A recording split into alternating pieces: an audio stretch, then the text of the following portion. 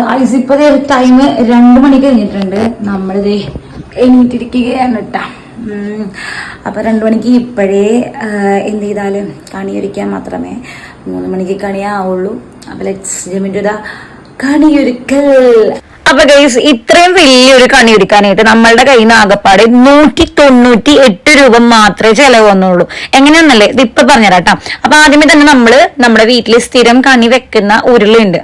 അപ്പൊ ഉരുളെടുത്തതിന് ശേഷം നമ്മുടെ റേഷൻ കടയിൽ നിന്ന് റോസ് കാർഡിന് ഫ്രീ ആയിട്ട് ഇടണം. നമുക്ക് റോസ് കാർഡ് ആണ്, അതുകൊണ്ട് ഫ്രീ ആയിട്ട് ഇടുന്ന നമ്മുടെ പച്ചിരി എടുത്ത് ശേഷം നമ്മൾ ഗുരുവായൂരിന്ന് അന്ന് എപ്പോഴോ മേടിച്ച കൃഷ്ണനെ എടുത്തിട്ടുണ്ടായിരുന്നു. കംപ്ലീറ്റ് സാധനങ്ങളും നമ്മൾ തലേന്ന് ദിവസം, അതായത് ഇന്നലെ പോയിട്ട് എറണാകുളത്തുനിന്ന് മേടിച്ചു വന്നിട്ടാ. നമ്മൾ മേടിച്ച വിലയൊക്കെ പറഞ്ഞുതരാം. ആ കാണുന്ന കുഞ്ഞു മുന്തിരി, അത്രോളം മുന്തിരി 100 ഗ്രാമുള്ളൂ, 18 രൂപക്കാണ് നമ്മൾ മേടിച്ചേക്കണത്. പിന്നെ അതുപോലെ തന്നെ ഒരു ബ്രിഞ്ചാൾ മാത്രം മേടിച്ച് അത് 10 രൂപയുള്ളൂ.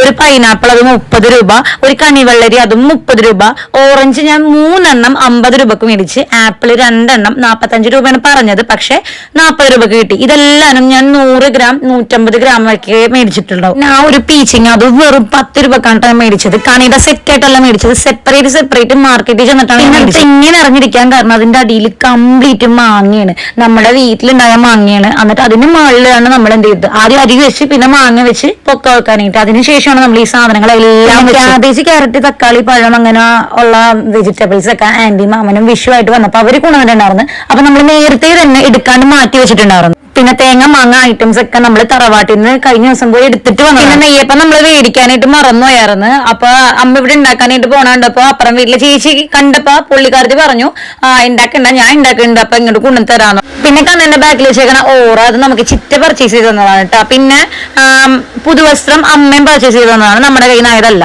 പിന്നെ ഭഗവത്ഗീതയും ഭാഗവതവും ഒക്കെ അമ്മയുടെയാണ്, ഗുരുവായൂർ നിന്നോ പോയപ്പോ മേടിച്ചതാണ്.